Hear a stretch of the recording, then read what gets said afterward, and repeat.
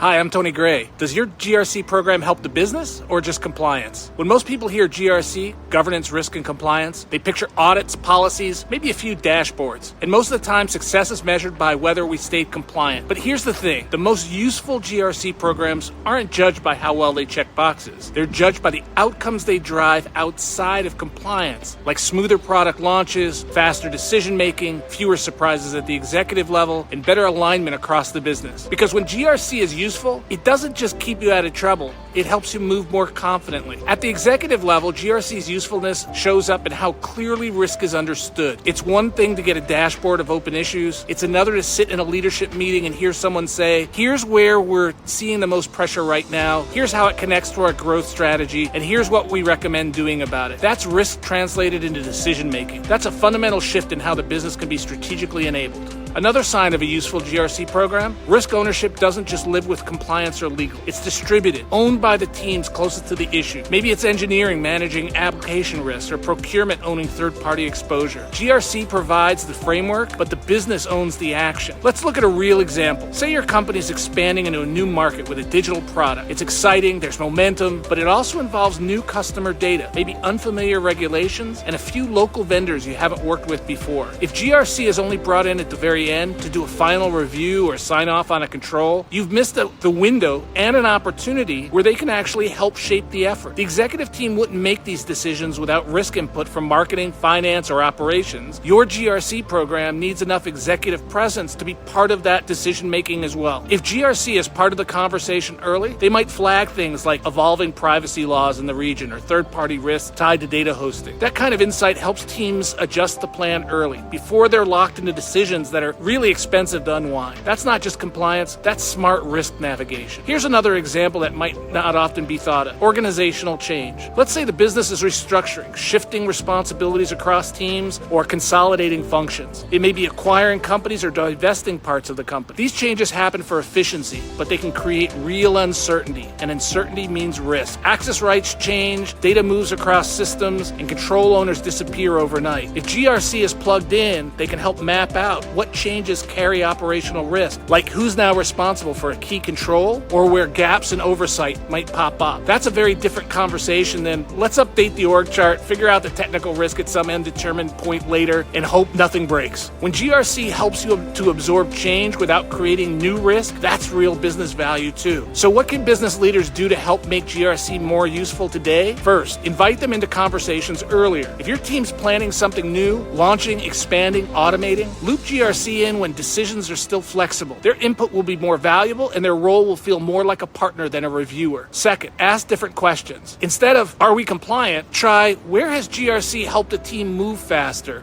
or avoid a risk this quarter? Or what risks are emerging in areas tied to our growth strategy? It shifts the focus from checking boxes to enabling progress. Third, help the GRC team understand your priorities. The more they know about what matters to the business, speed to market, customer experience, operational efficiency, the better they can tailor their approach to support it. At its best, GRC isn't a drag on innovation or a function you only call when something goes wrong. It's a quiet engine that helps the business run smarter. It helps people act with confidence, make faster decisions, and stay aligned as the pace of change accelerates. So if you haven't asked recently whether your GRC program is useful rather than compliant, now might be a good time to start, not just for peace of mind, but for business momentum.